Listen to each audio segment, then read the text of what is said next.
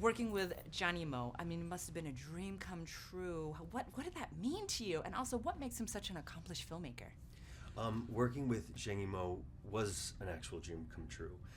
I've been telling a lot of people, I don't think it's a secret anymore, that I'm a big movie nerd, and I sort of grew up watching his movies. I introduced myself to foreign cinema quite early because I didn't have any friends. But I saw all of his movies, basically. I can't say that I didn't miss any of them up until the present, actually. And so you don't think that you're ever going to work with somebody that you idolize in that manner. So to get to experience that was very surreal. And to be on these sets that felt as big as they look in the movie, with Matt Damon and Andy Lau and Tianxing and Willem Dafoe, and have Zhang Yimou, express his vision to us, was probably one of the best things that I've ever experienced as far as work is concerned. I know, I'm corny, but it's true. Well, I love the fact that this film, you're speaking about the scale and how epic it is. I mean, this is pretty much the biggest movie undertaken in China with this large budget. So what did that mean in terms of the scale of what we saw and the scope of production? Can you talk about that?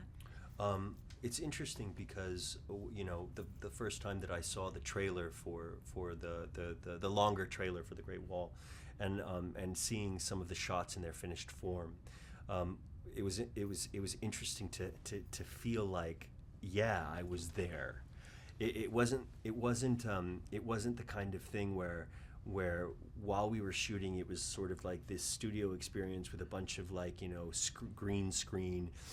We were on a kilometer-long set of a wider fortified version of the Great Wall of China on the coast of Qingdao, China, and it felt like that. It felt that big. All the horses were there. All the extras were there. All the weapons, all the fighting, the sets were that big.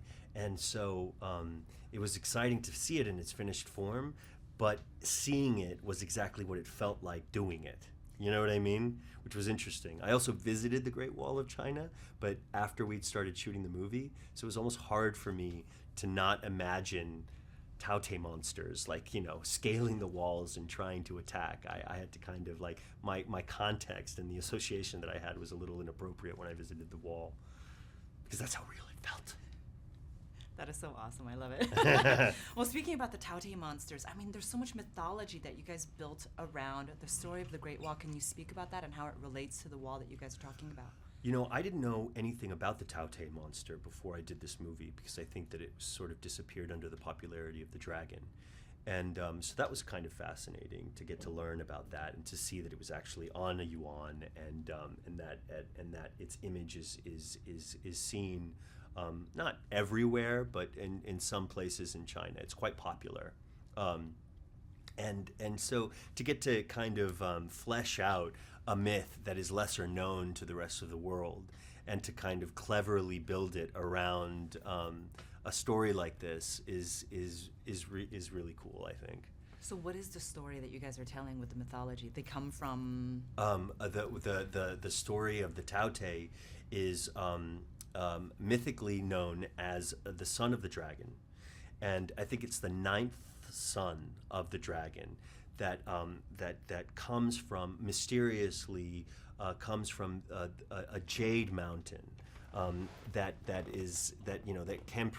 can be perceived from the Great Wall, and they attack every 60 years to basically bring balance to the world, in terms of a world that almost to keep it from consuming itself, or to represent the consumption of the world of itself. This is all sounding very, very confusing. I'm not selling the movie very well. But basically, it's a monster that represents greed, that can devour us and even devour it themselves if given the opportunity. And the wall is built to protect the world from that consumption.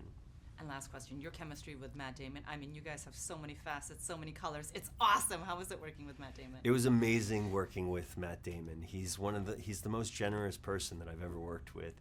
And it's funny because when I tell people people ask me a lot, like, what was it like to work with Matt Damon? And not friends of mine. We've all been fans of his for decades. And I tell them, and I was like, it's interesting. He's not the best famous person I've met. He's the best person I've met. He took very good care of me in this movie. It was my first studio film, so he took me under his wing, and was incredibly generous with me. And I think he's a rare, I think he's a rare breed. He's a great guy.